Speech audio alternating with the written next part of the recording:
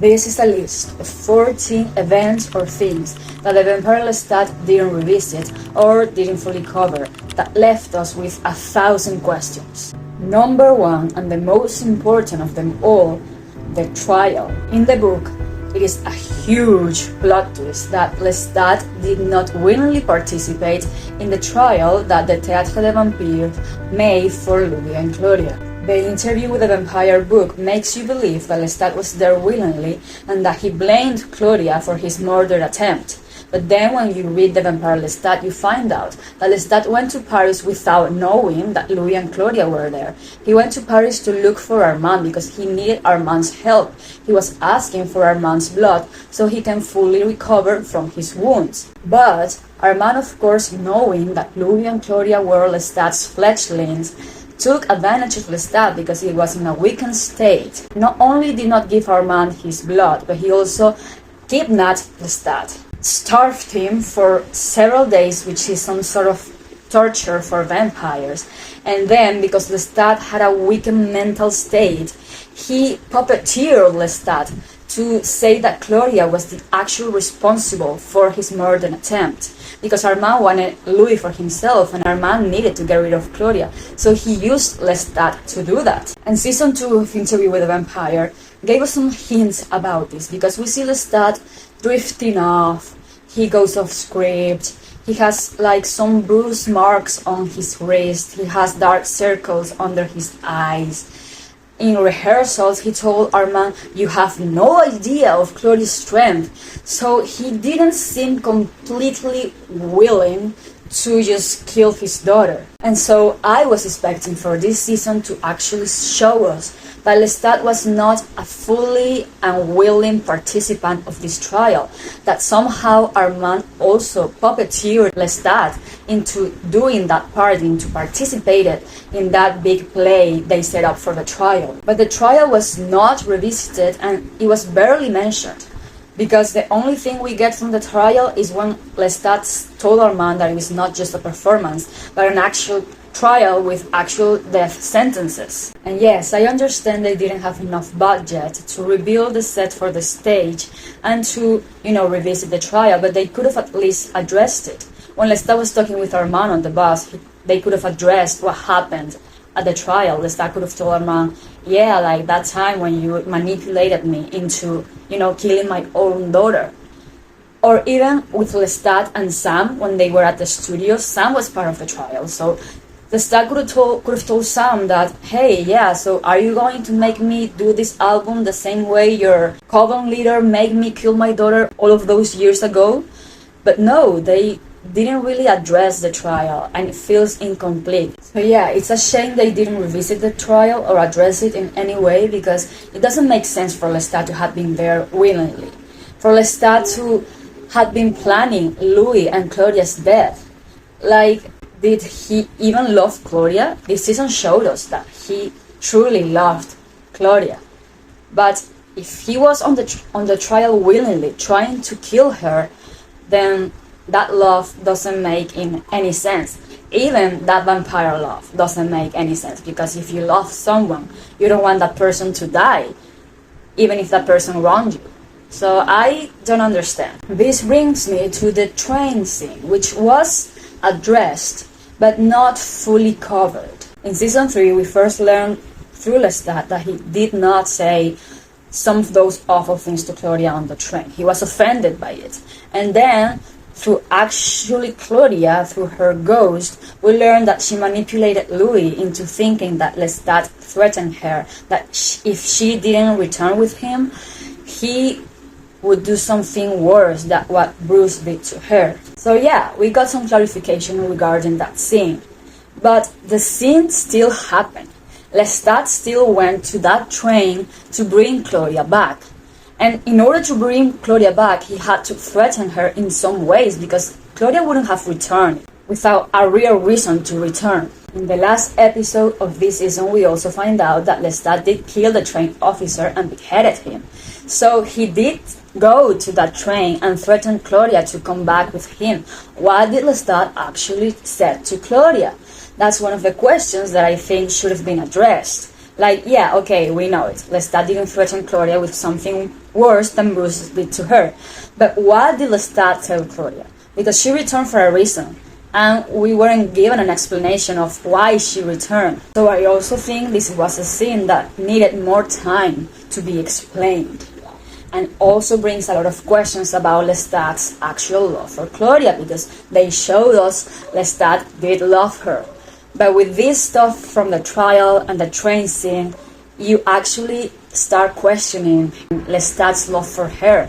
Because if he truly loved her, why didn't he let her go? Why did he threaten her on the train? Maybe not as bad as Claudia made us think, but he did threaten her with something. And he apparently was willing to kill her on the trial. So we needed more explanations for that. Number 3, the Children of Darkness coven. I was expecting to see a lot more of that in this season, since that is a huge part of the Vampire Lestat's book. So this season technically implied that what we saw of Armand's perspective of these events was pretty much true. But why was Lestat hanging out with Nikki after he was a vampire? Because in this season we also learned that Nikki was pretty pissed at Lestat because after he was kidnapped by Magnus, he returned to the theater to perform, and he had these shiny eyes and he performed unnatural movements. So Nikki was aware that Lestat was different, and he was pissed at Lestat because Lestat didn't give an explanation to him about it. So if Armand's perspective of all of this was true, why was Lestat, as a vampire, hanging out with Nikki as if nothing had happened? Because we see Nikki pretty happy with Lestat. They are talking and they are flirting with each other. So it doesn't make sense to what we saw of Nikki this season, of what we saw of Nikki through Armand's perspective. I was also expecting to see Gabriela involved in all of this. I mean, it kind of makes sense for Gabriela to not join Lestat to rescue Nikki, because in this version Gabriela does not care about Nikki, whereas in the book Gabriel does care about him. But I was expecting to see Gabriela joining Lestat at the Listing of Sun Cemetery to rescue Nikki, but she wasn't there, I guess. I was also expecting to see book characters introduced, such as Alessandra, Eleni, Felix, but yeah, we didn't see any of them either. So it was disappointed that they just simply skipped the whole Children of Darkness stuff, because they didn't really revisit or cover any of it. They were just like, okay, you saw this in season 2, so you know what happens, we can move on. Number 4, Harlequin and Lelio. I loved Harlequin Lestat so much in season 2. He's so charismatic and fun and silly. But then in this season we learned that Lestat didn't play Harlequin. He played Lelio, which is the character from Commedia dell'arte he plays in the book. But we didn't see Lelio. The closest thing we got from Lelio is when Lestat comes out of the theater when Magnus is stalking him. But we don't see Lestat actually performing Lelio, and I would have loved to see Lestat as Lelio. I would have loved to see Lelio Stat, just as we saw Harlequin Stat. Number 4, the creation of the Théâtre des Vampires. This is something more personal that I wish they would have revisited, but that it doesn't really affect the story in any way. Because yeah, now it's pretty much confirmed that just as we saw in season 2, Lestat was the one who came up with the idea of creating the Théâtre des Vampires, and Armand joined him with that idea, and the two of them created this magnificent theater. But in the books, Lestat actually hates the idea of a theater. He finds it absolutely ridiculous, and it is Nikki the one who founds the theater. I was so expecting to see Nikki be more active in this season because we barely got anything from him. And so I was expecting for them to revisit the actual creation of the theater, and I was expecting to see Nicola being the one that, says, this is the theater of the vampire, the greatest spectacle of the boulevard, which he does say, but in a different context. So yeah, this is more of like a me issue because I wanted to see the original foundation of the theater, but no, I guess Lestat and Armand were the ones that actually created it.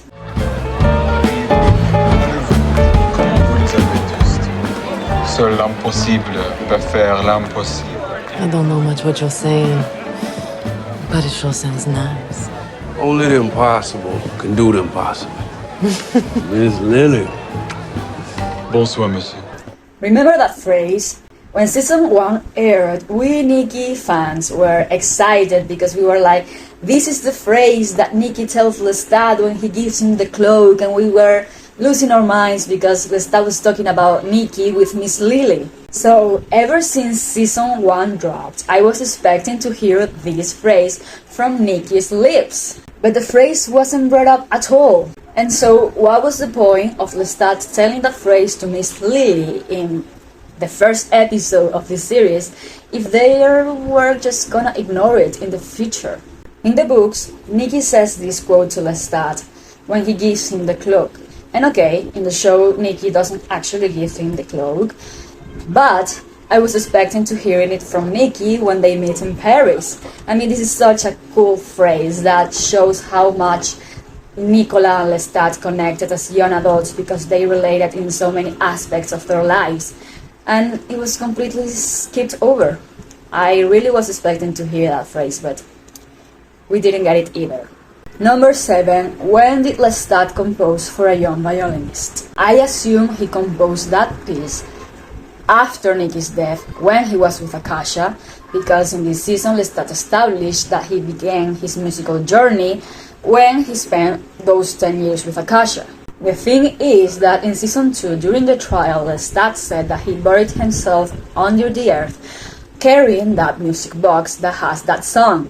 So if he had the music box before Akasha, which by the way we didn't see, he composed that piece before Akasha, but it doesn't make sense because Lestat didn't have a music background before Akasha. Which also brings the question, when and where did Lestat get the music box? The reason that makes more sense is that he composed the For a Young Violinist piece during Akasha, and he also got the music box during those years. He maybe commissioned that box and bought it.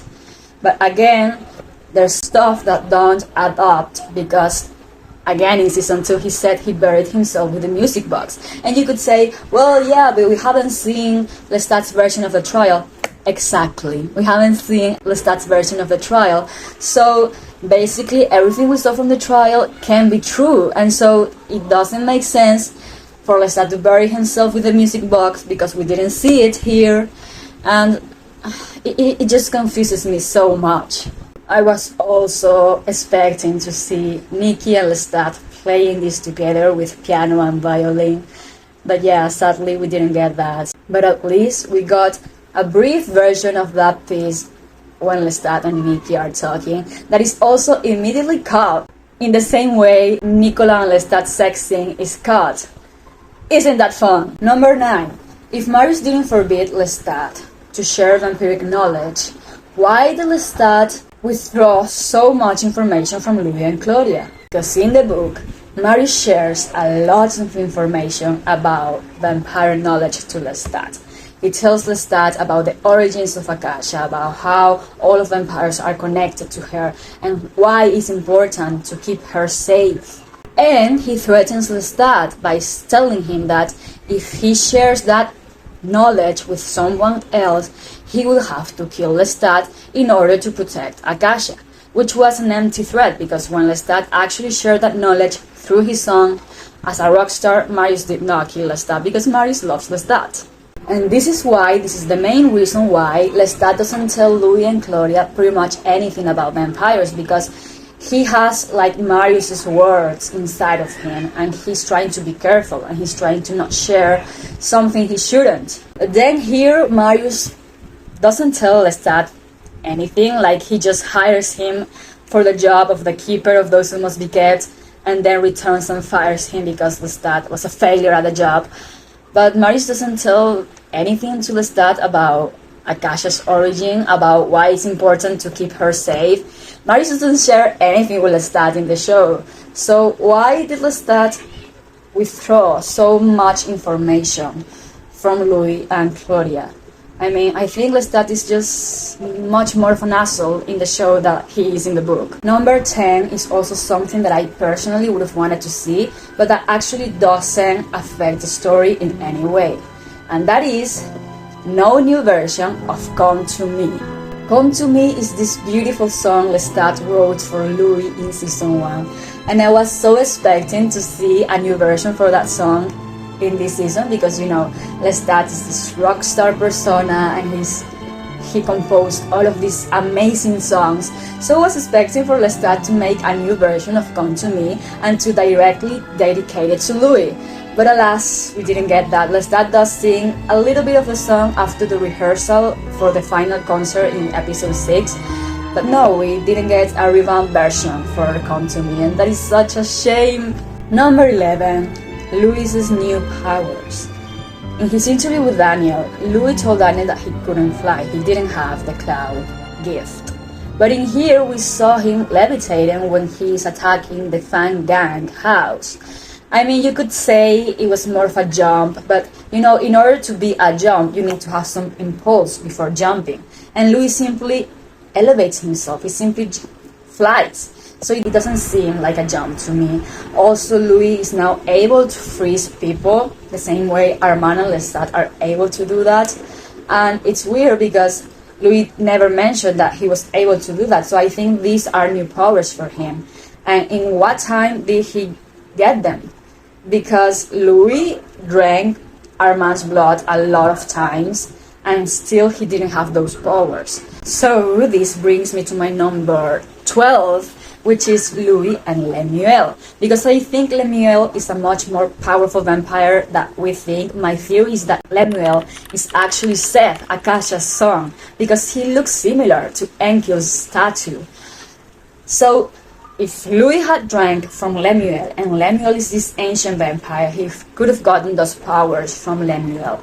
So yeah, this is something that they can show us in the next season, but that was left unexplained in this one. And oh my god, I'm so eager to find out what all of this means. Number 13, Baby Jenks. Baby Jenks doesn't really get an ending this season. I mean, the last we see of her is her crying over Bruce's ashes because Louis killed him. But we don't see anything more of her in the rest of the season. And it does kind of make sense because in the books, Baby Jenks' story happens in the Queen of the Damned. So maybe we will see more of her in the next season, but I was expecting to see a closure for her. And finally, number 14, Devil's Minion. Everything Devil's Minion related in this season happened off screen.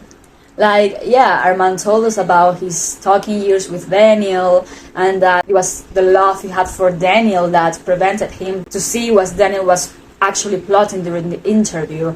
But they didn't show us anything. They didn't show us how Armand and Daniel connected, because, you know, in episode 6 they are companions, and Armand says that in episode 7 now they are companions, they are together. How did that happen? And I don't have much of a problem with it, because similar to Baby Jenks, the Devil's Minion chapter happens during Queen of the Damned. But it did feel like incomplete, like we were missing something from these two characters, and we actually didn't get an ending for them either. Like, after everything that happened, we don't know where Armand or Daniel are. So this is something that they really need to cover in season 4, and they actually need to show us that dynamic and not just tell us, you know, we need to see more than to hear. So this was my list of the things that I think should have been revisited in this season, or at least fully covered. This is not me hating on the show, guys. I love the show, but the writing for this season didn't feel as strong as it felt for the previous 2 ones. And part of loving something is criticizing that thing, that object. And I love this show, but I have some critiques for this season, so I'm sharing them with you. And you will see more of me soon, because I will bring you my final review for this season, in which I will tell you why I think that Vampire Lestat is a good season, but not really a good adaptation. So stay tuned for more. Lastly, do you think there was any other event or element that wasn't revisited and needed to be addressed? Please let me know in the comments.